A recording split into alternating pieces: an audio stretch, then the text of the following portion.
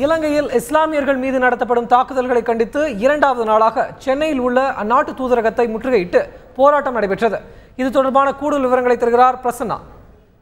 இலங்கையில் கடந்த ஞாயிற்றுக்கிழமை அன்று அனுராதபுரம் அருகே உள்ள தர்கா நகர் என்ற பகுதியிலே இஸ்லாமியர்களுக்கும் பொதுபல சேனா என்ற ஒரு சிங்கள அமைப்பிற்கும் இடையே மோதல் ஏற்பட்டது.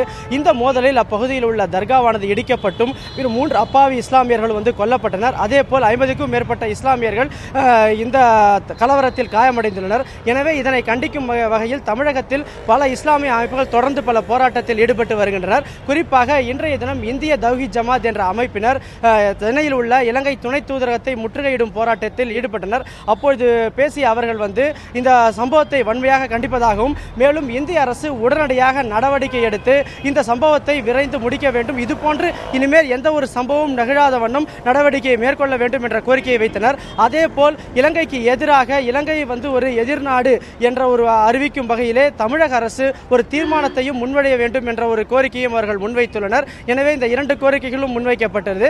அதேபோல் தொடர்ந்து பல அமைப்புகளும் பல போராட்டங்களை நடத்தும் என்று எதிர்பார்க்கலாம். இலங்கையில் உள்ள இஸ்லாமியர்களை பாதுகாக்க மத்திய மாநில அரசுகள் குரல் கொடுக்க வேண்டும் என்று திமுக தலைவர் கருணாநிதி வலியுறுத்தியுள்ளார். இது தொடர்பாக அவர் வெளியிட்டுள்ள அறிக்கையில், இலங்கையில் தமிழர்களை சின்னாபின்னமாக்கிய சிங்கள வெறியர்கள் தற்போது தமிழ் பேசுபவர்கள் என்பதால் இஸ்லாமியர்களையும் தாக்க தொடங்கியுள்ளதாக தெரிவித்துள்ளார். இந்த தாக்குதலில் 3 பேர் உயிரிழந்துள்ளதாகவும் இஸ்லாமியர்களின் வழிபாட்டு தலங்கள், வீடுகள் மற்றும் கடைகள் தீக்கிரையாக்கப்பட்டிருப்பதாகவும் அவர் குறிப்பிட்டுள்ளார். புத்த மதத்தினர் மற்றும் இலங்கை அரசின் ஆதரவு பெற்ற குழுக்களும் இணைந்து இஸ்லாமியர்களுக்கு எதிரான இந்த தாக்குதலை நடத்தி வருவதாகவும் கூறியுள்ளார் கருணாநிதி. இலங்கை அரசை கண்டித்து தமிழகத்தில் பல்வேறு போராட்டங்கள் நடைபெற்று வரும் வேளையில் இதுகுறித்து மத்திய மாநில அரசுகள் எதுவும் தெரிவிக்காத நிலையில் இருப்பதாகவும் அவர் குற்றம் சாட்டியுள்ளார்.